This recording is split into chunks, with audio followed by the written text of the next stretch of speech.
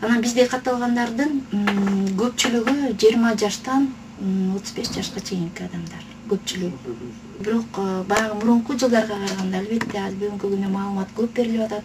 Жеке оюм маалымат жетишпейт. Мисалы мен өзүмдү эле алсам, өзүмө мисалы үчүн жанагы жаңы жыл тоскондой эле, же болбосо бир 8-март тоскондой эле бир ай эле өлчөмдү ушундай болуп калат да. Жылына берип туруш керек да. Жылына бир жылды атайын ушуга бир каналдарды бөлүш керек, маалыматтар. Гезиттерден жанагы нускасы көп гезиттер бар, мисалы популярдуу радиолор бар, ошолордон ырчылар менен мисалы үчүн бир айнабы же болбосо бир качабы 6 айдан биринчисине бир акча жүргүзүп туруш керек бүткүл Кыргызстан мененчи.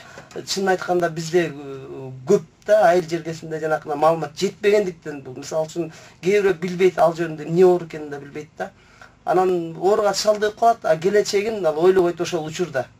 Ол чынын айтканда баягы тик айтканда бир 5 мүнөттүк кумардан бир түбөлүктүү бир ооруга чалдыгып каларын ал билбейт да. Ошондуктан ошого жеткирип жанакындай көптөгөн акцияларды өткөрүп, китепчелерди чыгарып, ошол акцияларды берип атканда ар бирине көзгө сайып туруп бериш керек да. Момундай болосуң, абайла. Баягы эми пешенеге жазганды көрөт, бирок ошентсе дагы баягы Кудай сактасаң сактайт дейт да. Жаштардын арасында мындай изилдөө жүргүзгөндө ошондо 70-80% жаштар билбейт экен бул эмне экенин, кандай экенин, кантип жугуш экенин.